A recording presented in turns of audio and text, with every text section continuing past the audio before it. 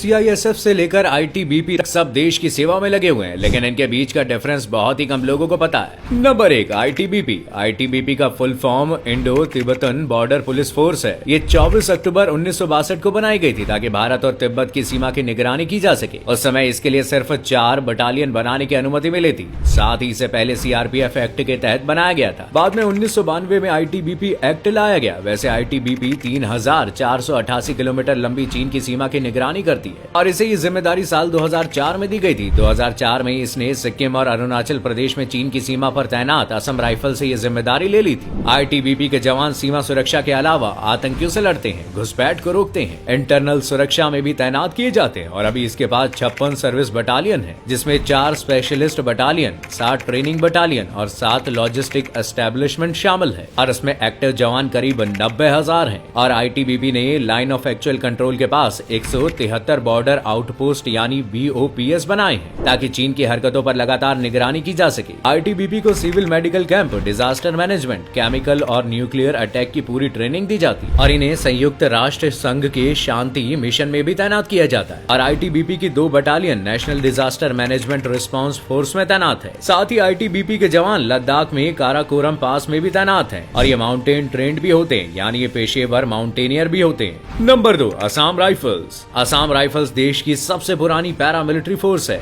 और ये counter insurgency में एक्सपर्ट है। नॉर्थ ईस्ट इंडिया में किसी भी तरह की घुसपैठ को ये फोर्स रोकती है। इस फोर्स ने फर्स्ट वर्ल्ड वॉर से लेकर अब तक कई तरह की जंग की है। उस समय इन्होंने सबसे ज्यादा सर्विस बर्मा में दी थी जैसे ही चीन ने तिब्बत पर कब्जा किया। असम राइफल्स को तिब्बत की सीमा की निगरानी सौंप दी गई। इसके बाद 2002 में इसे 1645 किलोमीटर लंबी भारत म्यांमार सीमा की निगरानी सौंपी गई। ये भारत चीन और भारत म्यांमार सीमा पर अपनी सख्त निगरानी करती है। ये देश की सीमाओं की सुरक्षा के लिए लगातार तैनात रहती है और इसका कंट्रोल मिनिस्ट्री ऑफ डिफेंस और मिनिस्ट्री ऑफ होम अफेयर्स दोनों के पास होता है और इसमें 65,143 एक्टिव जवान है। Number 3, SSB. एसएसबी का पूरा नाम सशस्त्र सीमा बल है और साल 1962 में चीनी हमले के बाद मई 1963 में सशस्त्र सीमा बल को स्पेशल सर्विस ब्यूरो के रूप में बनाया गया था। जून 2001 को इसे भारत नेपाल सीमा के लिए लीड इंटेलिजेंस एजेंसी बना दिया गया और उसे ही 1751 किलोमीटर लंबी नेपाल सीमा की निगरानी भी सौंप दी गई। फिर मार्च 2004 में एसएसबी को 699 किलोमीटर लंबी भारत भूटान सीमा की निगरानी का जिम्मा भी सौंप दिया गया। वहीं ये फोर्स रॉ इंटेलिजेंस ब्यूरो के फॉरेन डिवीजन की मदद भी करती है। नेपाल भूटान सीमा से सटे राज्यों में इनके सेंटर्स मौजूद है जैसे यूपी, उत्तराखंड, बिहार, पश्चिम बंगाल, सिक्किम और अरुणाचल प्रदेश और इसमें करीब 94,261 एक्टिव जवान मौजूद है।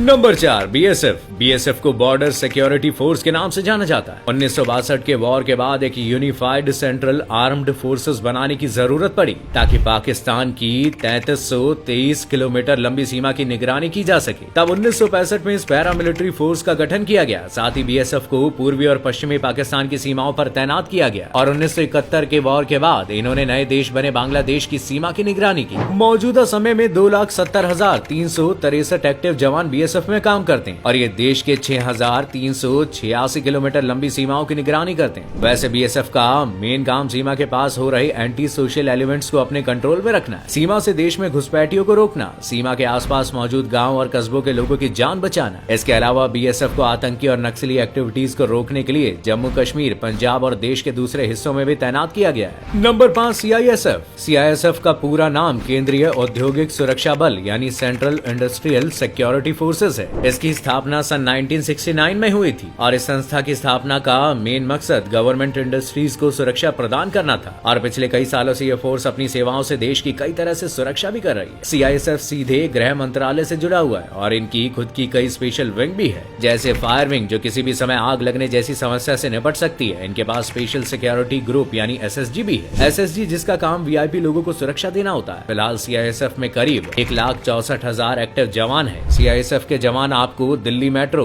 वीआईपी सिक्योरिटी व गवर्नमेंट प्रोजेक्ट्स पर देखने को मिल जाएंगे। साथ ही इन्हें डिजास्टर मैनेजमेंट और फायर मैनेजमेंट जैसे काम भी सौंपे गए। Number 6, NSG. National security guard यानी एनएसजी ये भारत की स्पेशल काउंटर टेररिज्म यूनिट है जिसका काम देश के अंदर आतंकी हमलों से निपटारा करना है। इसके अंदर भी 10,000 एक्टिव पर्सनल काम करते हैं। इसका control ministry of home affairs के पास है। इसमें जवान, आर्मी और पैरामिलिट्री फोर्सेस के आते हैं। Number 7, CRPF. सीआरपीएफ को सेंट्रल रिजर्व पुलिस फोर्स कहते हैं और ये देश की सुरक्षा में बड़ी भूमिका निभाते हैं। सीआरपीएफ देश के अंदर की सुरक्षा से लेकर बॉर्डर एरियाज और एंटी नक्सल ऑपरेशंस में भी बड़ा रोल निभाते हैं। साथ ही जम्मू एंड कश्मीर के ज्यादातर ऑपरेशंस में सीआरपीएफ के जवानों का बड़ा रोल रहता है। वहीं देश के अंदर दंगे जैसी सिचुएशन से भी निपटने के लिए सबसे पहले सीआरपीएफ को याद किया जाता है और ये प्राकृतिक आपदाओं के दौरान बचाव और राहत के ऑपरेशन के साथ वीआईपी लोगों की सुरक्षा व इलेक्शंस के दौरान भी बड़ी भूमिका निभाती है। और देश की आजादी से पहले 27 जुलाई 1939 को सेंट्रल रिजर्व पुलिस फोर्स की स्थापना हुई थी। इसके मेन दो विंग्स हैं, एक रैपिड एक्शन फोर्स जिसको हम आरएएफ के नाम से जानते हैं, जिनका काम अशांति के समय माहौल को कंट्रोल करना होता है। वहीं सेकंड विंग है कोबरा, ये कमांडो विंग है जिसे जंगल वॉरफेयर में एक्सपर्ट माना जाता है।